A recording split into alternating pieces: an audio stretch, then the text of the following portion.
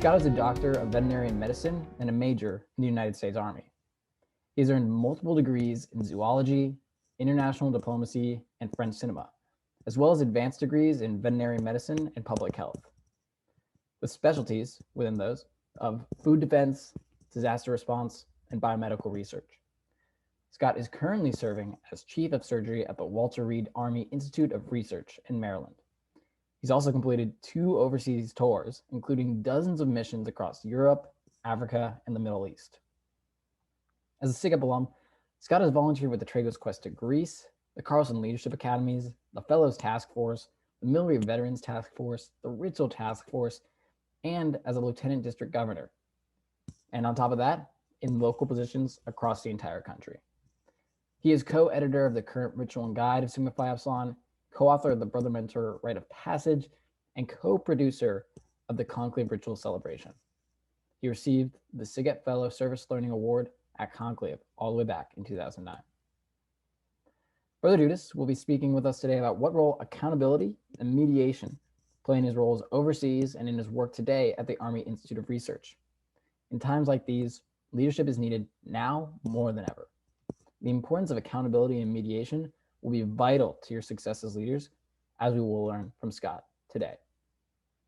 Brother Dudis, the next 30 minutes is yours to share insight and advice for our new chaplains, and we will have the last 10 minutes be open Q&A for anyone. Scott, thanks for joining us. Awesome, thanks, Brendan.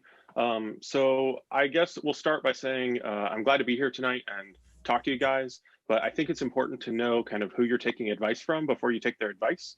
So Brendan, if we could show some background, just to kind of give you some sense of where I come from. I was in an enormous chapter at Ohio State. We had like 130 guys when I graduated. And I know you heard from Ryan Blank recently. Ryan was actually the guy that got me involved in SIGEP beyond my home chapter. And so he's been a big influence in my life, as has SIGEP across the board. Next slide. In my career, the role of being a veterinarian has really kind of driven a lot of my approach to the world. You know, there's a medical focus, but it's also viewed at kind of interacting with creatures that can't speak for themselves. And so you have to find a way to understand them, even if they can't tell you what they need. And that kind of changes your brain at how you look at the world.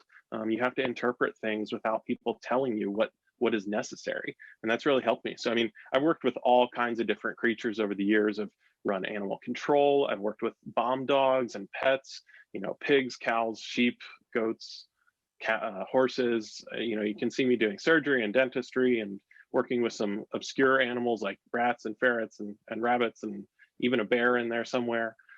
So if we go to the next slide, my Army career has actually kind of taken me all over the world to do this. But it's been a mix of both medicine and public health. And now I'm in a research role where we're working on COVID vaccines and surgeries and advancing research for traumatic brain injury and PTSD. So it's been kind of, this is really what has driven where my thought process comes from. And some of the stories that I share with you tonight are going to be built on kind of these experiences. And I always include that medevac photo of that dog being helicoptered out just because it's my favorite Army picture in the world. That was a fun day. So, okay, thanks for the photos, Brennan. I think when we start, I wanted to say that the number one piece of advice that I give all of my soldiers when I do their preliminary evaluations is I say their success in the Army and probably generally in their life is really directly related to their willingness to have uncomfortable conversations. So I have a lot of uncomfortable conversations in my career and in my daily life. I've been part of court martials.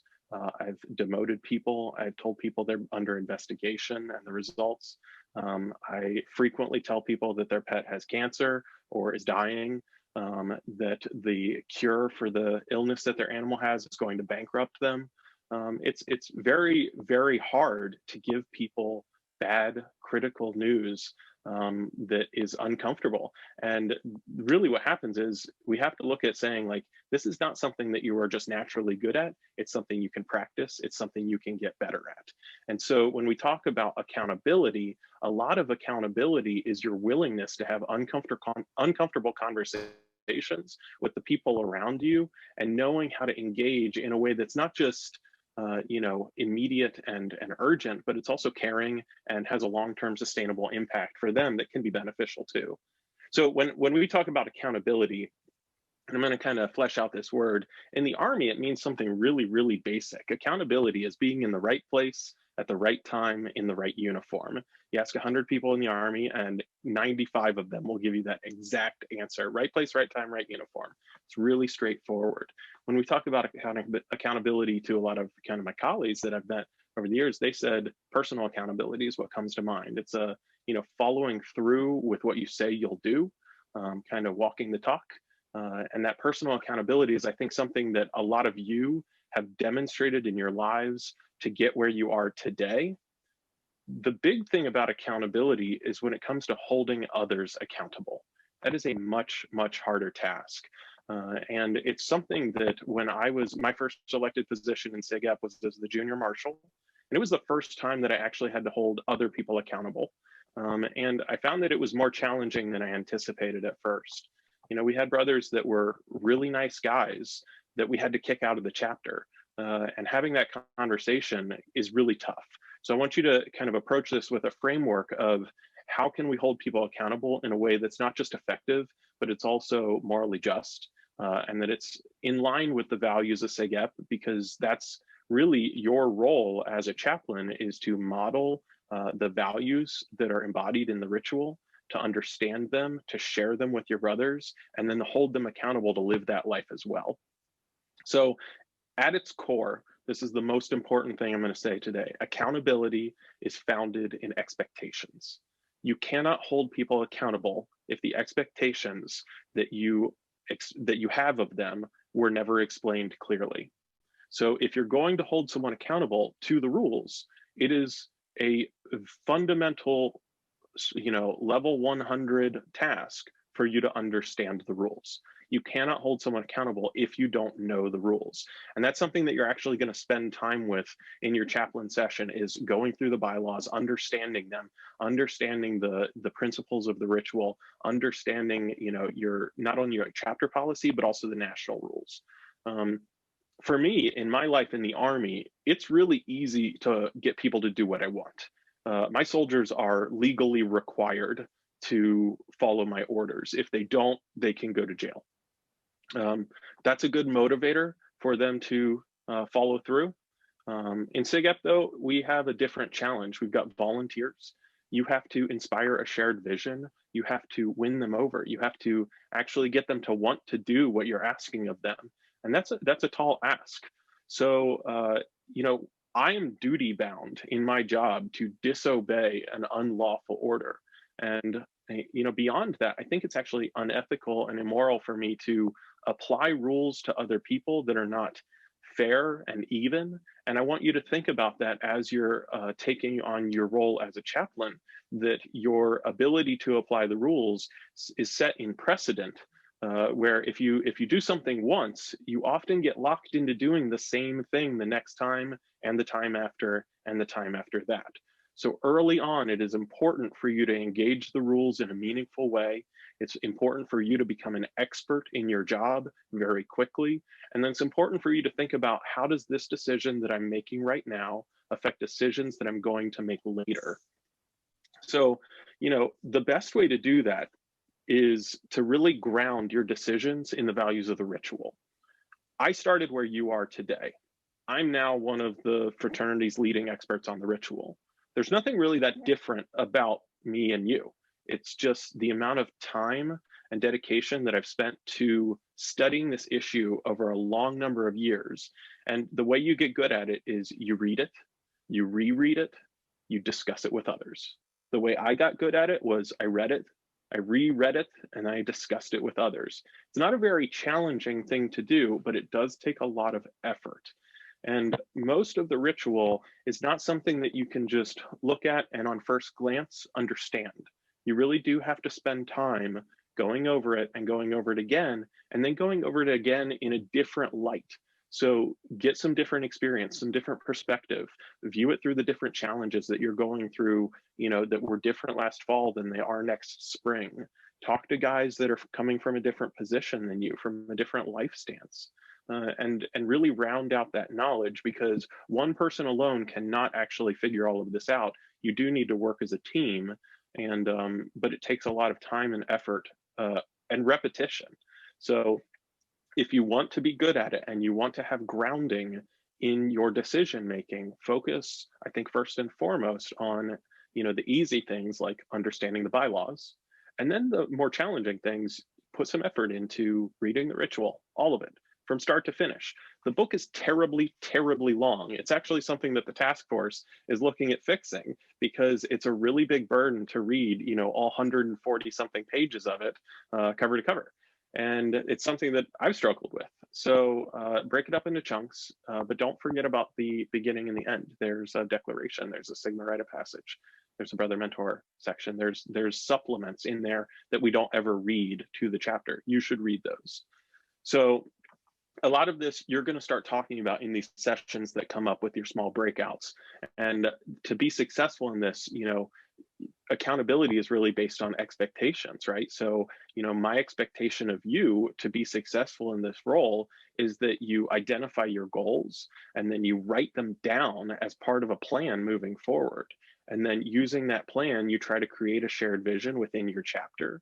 And then you review the plan periodically to see what kind of progress you're making and see how it balances out with kind of the efforts that you've done.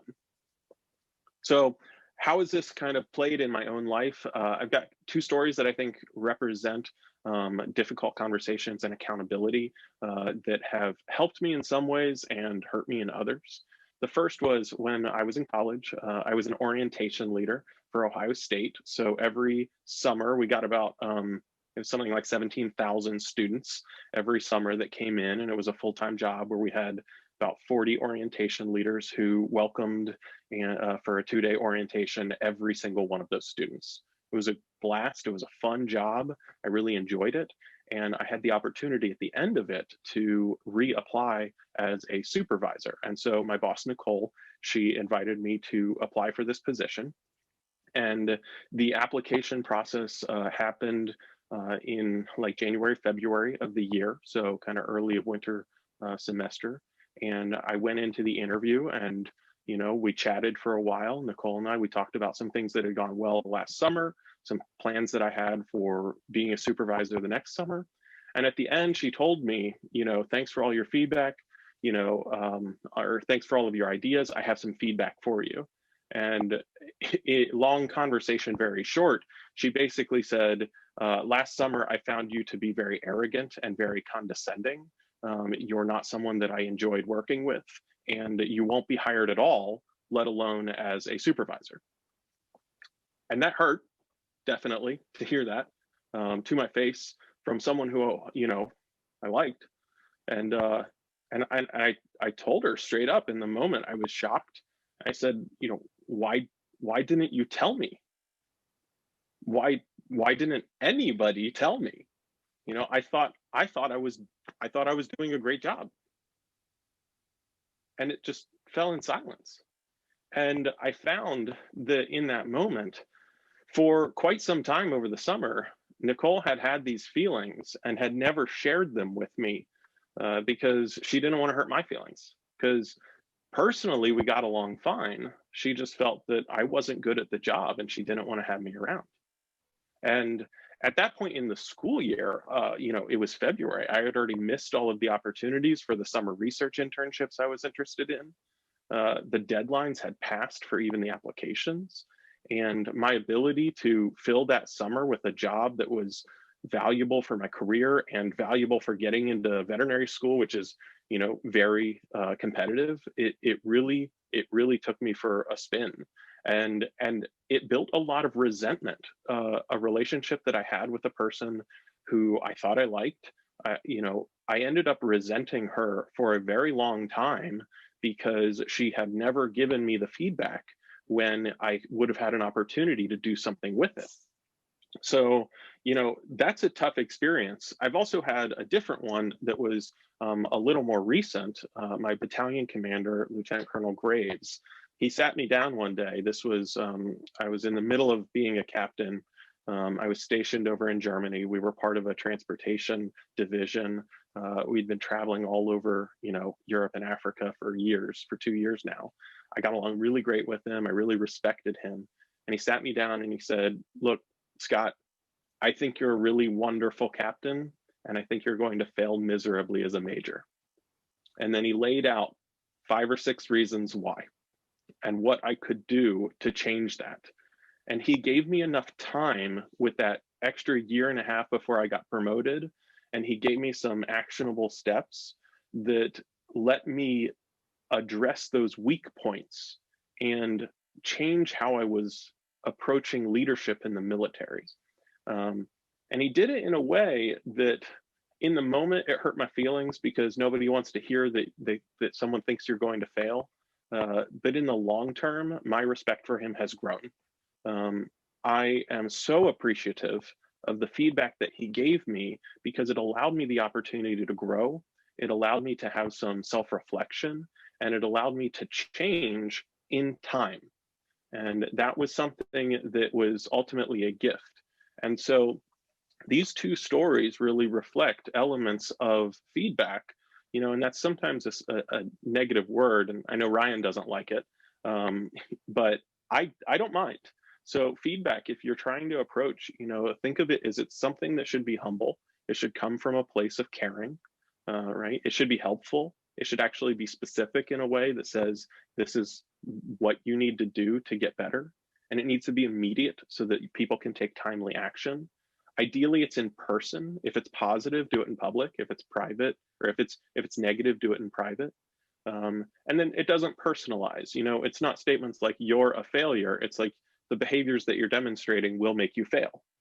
And so those elements can actually build kind of a strategy to approach feedback for the people that you work with, for the people that either directly report to you in a job, or the people that you're leading as a member of a volunteer organization or other elements of your life.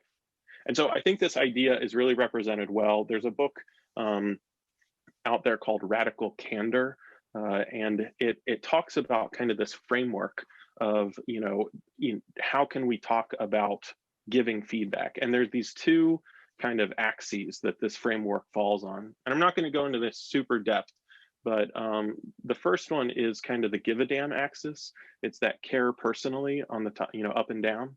It's like, do you actually care about the person, or are you indifferent to them? And then left to right on the x-axis is the challenge directly. And that's really, to me, that willingness to have an uncomfortable conversation. So, when you can combine these two things, where you actually care about the person and you challenge them directly or face the problem directly, you can actually result in a situation of profound growth and change. However, a lot of people struggle with actually demonstrating that they care. And I think some of us have worked with these people. These are the jerks of the world. They're often very effective at getting things done, but because they don't seem to care about those around them, it comes off as this form of obnoxious aggression. And I think there's a tendency sometimes, if we find ourselves being incredibly direct, but we struggle with demonstrating that we care, instead of trying harder to care more, we just become more indirect. And that's the worst direction that you can go, because then you've stopped giving people feedback and you've become disinterested in the outcomes that they face. And so what we find is people that are doing this, in the work world and in SIGEP, and in general, and really, where Nicole falls on this list was ruinous empathy. She was trying to spare my feelings because she didn't want to hurt them, but she avoided the problem so much that by the time that it came, necessary for a result to happen from it, it was far too late. And it ended up hurting me more than if she had told me the truth to my face. Now, my ability to change is in my own hands, and you are not responsible for someone failing to do that. But as a chaplain, it is your responsibility to have those tough conversations with guys. And when we talk about brotherly love and people talk about tough love, really tough love is this idea embodied. You are telling someone the truth, but you are coming from a place of caring. And if you can combine those two, not only are you going to have a really large impact on that individual for their life and their future and their relationship with SIGEP and the fraternity ideals, but you'll actually probably be able to drive cultural change in the chapter because you're having meaningful conversations that get us somewhere good. So thanks, Brennan. Now, how do you get there? I'd say at first, don't dish it out if you can't stand it. If you are not yet comfortable receiving feedback that is critical and hard to hear, it is time for you to practice. And it's another thing that you're going to have to work on very quickly. So to make that happen, you have to ask. And it's a very, very hard thing to do because your feelings are going to get hurt. People, if they're honest with you, and hopefully they will be, and create an environment where they can be, solicit that feedback and get it from them and understand what it feels like to hear something negative. Because if you can put yourself in the shoes of someone that's hearing that really bad advice or that very, very bad feedback or that very hurtful kind of commentary, you can help move it into a more caring space that helps them grow instead of just kind of, being this obnoxious aggression. Now, once you hear that feedback, use it and do something with it. If you're able to take feedback and change, then you can sit on the other side of the screen like I am and tell stories about how you were willing to hear someone's critical feedback and make a change because of it. And it gives you the moral authority then to actually sit down and have a tough conversation with others as well. Practice makes permanent, and focused, dedicated practice is what makes perfect. So when you're going into these conversations, especially when you're new to it, spend time really imagining, thinking out, how am I going to approach this situation? What are the things that I can say? A lot of people talk about the compliment sandwich. If you had 2 buns and a patty of garbage, that wouldn't be a very tasty sandwich. And most people, when they hear those, don't actually walk away enjoying that meal. So I've never felt that that is very good advice. When I have very difficult conversations with my soldiers on a pretty frequent basis, I find it's best to lean into it and say, in this moment, I have some news, some feedback that may be difficult for you to hear. I'd like you to listen to all of it, and then we'll talk about it. And then I provide what I need to say. And I really cut to the chase because people don't want to be drawn and quartered and flayed alive. They want to hear the news. They want to ask questions. They want to be alone to think about it and then come back with follow-up. And you need to build your feedback in a way that can provide that opportunity. So, in the broader scheme of kind of the cultural element of a chapter, gossip is really founded, again, in rehashing problems with other people who are not actually involved, rather than directly engaging with the people who can make a change.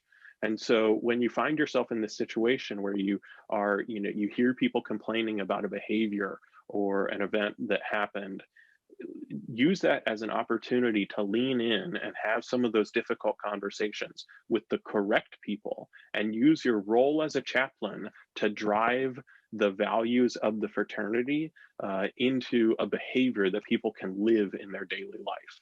And so if you create that environment where everyone is willing to tell each other what they're doing well and what they're, when things are going off the rails, then not only are you making an impact, but that cultural change has actually fundamentally addressed a major cultural shift in the chapter, where guys build this skill on their own, and they'll be able to walk out into the real world knowing that you can survive tough conversations and you can grow from them.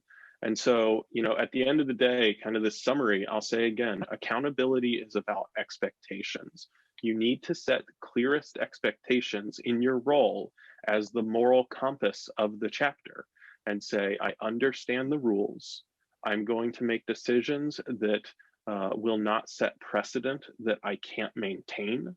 And I'm going to have tough conversations with guys in a timely way that gives them a chance to change before it's too late. And so that's kind of a heavy opening, but at the same time, I want you to know, to me now at work, I'm known as the guy that can have the toughest conversations with any client or any research leader. I've worked for a 2-star general as special staff. And when the 2-star tank driver looks at you and says, give it to me straight. Practice makes permanent. And so that has really, really helped me in my career. And now I'm in a role where I'm running a surgery department. I'm doing my dream job, and things are going well. And I really think being comfortable with having these types of conversations, the earlier you start, the better you'll be and the more it will benefit you. And so think about that as you go through these chaplain sessions, and start working on that with your facilitators, to understand the expectations of yourself and then set good expectations for your brothers. Thank you, Brother Dudis. At this point, we're going to open it up to the group about whether in the next 10 minutes anyone has any questions. If that's the case, feel free to take yourself off mute and ask directly, or you can put something in the chat and I'll read it out loud.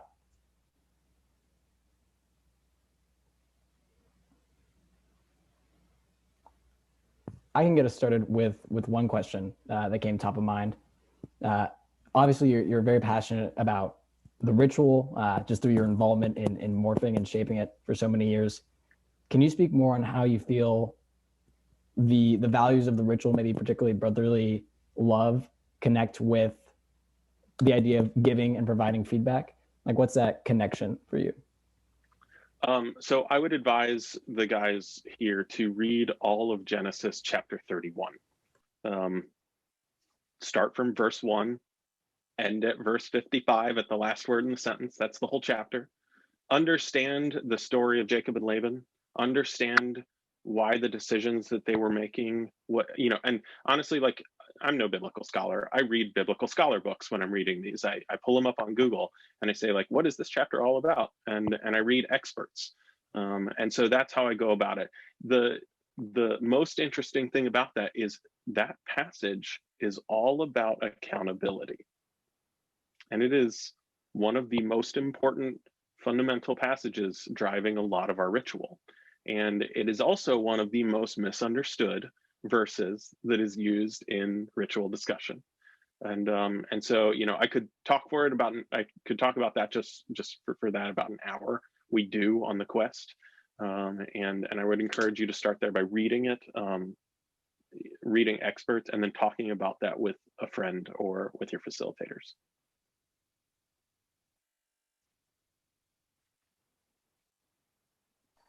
I got another question for you. See if you can answer this one. During coronavirus, of course, like making things virtual, not all brothers are in person, and we can't have like super large events, right? So if we want to have like meaningful events that help brothers live out the values and the ritual, how can one do that if we're all not together? Yeah, if you can answer that well, if I could answer that, I'd be a billionaire immediately right now. It's really tough. I think the hard part here is the answer to this question is not necessarily COVID specific. Programming is a skill in and of itself. It's event planning, really, more than anything. And there are people that go into event planning professionally and they work on it and they have designs. And what I often see in chapter events is that the effort in advance is just not there. The planning is just not there. And so, you can invite, I think the best way to have ritual discussions is to get people that want to be there. It's one of the most powerful things about the experience on the quest is that everyone that's doing that part of the quest ritual really, really wants to be there. And it's actually one of the changes that has come this year is the kind of the expectations of attendance. We have made them a little more manageable so that there's no penalty for people not coming every single time. We want people to be there who want to be there.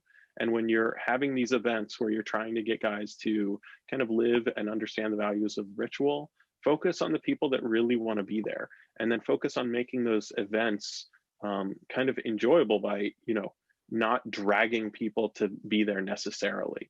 The moment that you start dragging people there that don't want to be there, it's this downward spiral where no one actually wants to come to the next event because it's a mandatory or a fundatory event. And and they're never very good. So focus on making a smaller group that's passionate, and then invite people in one at a time and say, hey, we think, and there's a sense of exclusivity there. It's like, hey, we think you'd be someone that would bring value to this. We have these really interesting conversations. There's only a few of us, and we think you'd be a good addition to the group. Is that something that would interest you? That personal touch is part of, recruitment, and it's also part of event planning and getting people to actually show up. You can't just post, an event on the calendar and assume that people are going to be interested. You have to do the event planning work. You have to recruit attendance. The event initially can't speak for itself, but if you do them right, they will in the long run, and then it will self-recruit. So I hope that answers your question. Yeah, thank you. Appreciate it.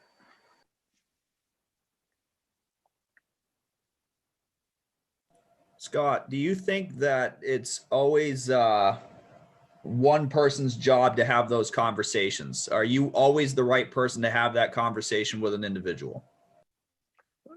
That's a good point. You're leading me to say no, and I agree. You will not necessarily be the right person for every conversation. Sometimes, things need to come in with a stick. Other times they need to come in with a carrot, and sometimes they just need to come in with a hug. Especially when it comes to fraternity issues. I remember guys in our chapter that we found out that they had, issues with, alcohol abuse, and coming in and just punishing them was never going to fix that problem. So the difficult conversation maybe had to come from a friend, and come from a friend in combination with someone that was a little more detached. And so that initial conversation was, hey, I care about you. I'd like to talk about this, but I want to bring this other person in on it. Would you be okay with that?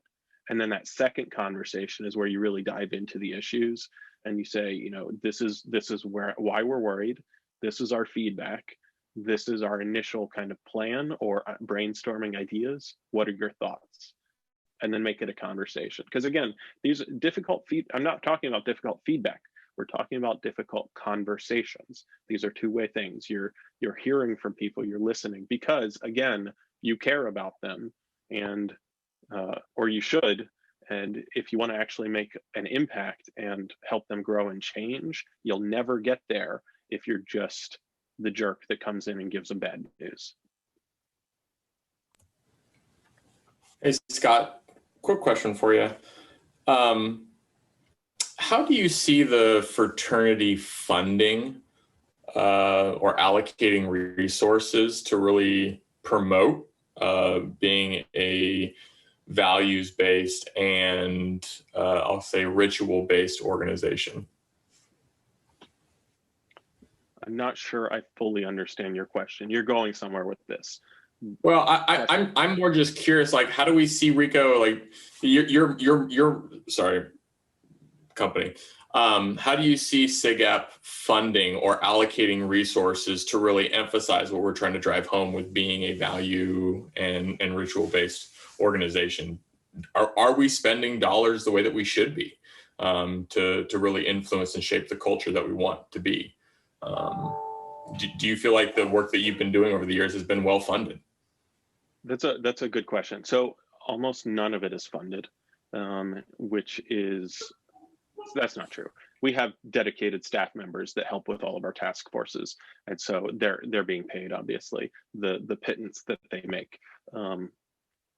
They work really hard for those pennies. I think there's an element of,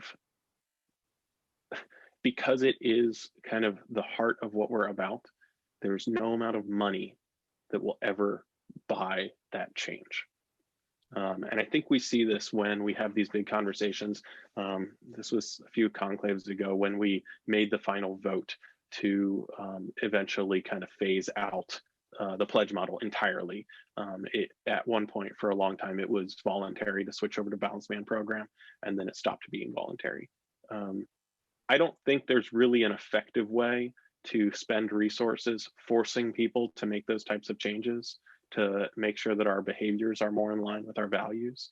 It's the same way that we see in kind of individual behavior economics, that you can't pay someone enough money to perform well on a thing that they don't want to do, because the payment that they require to do that task increases and increases and increases over time.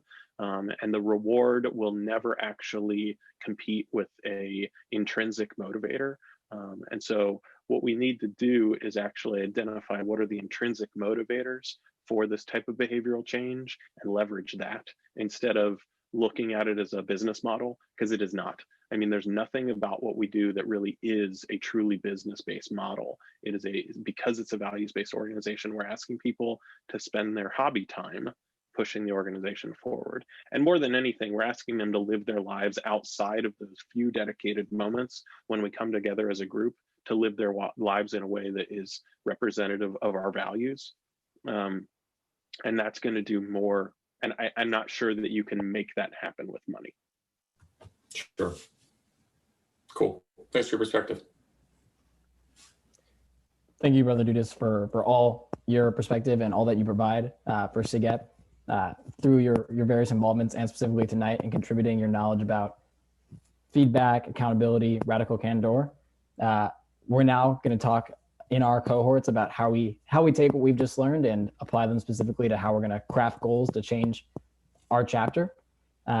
So we'll all get an opportunity to share and discuss about how we're going to tackle the year ahead. So we're going to break into the cohorts now, and your facilitators will be waiting for you there.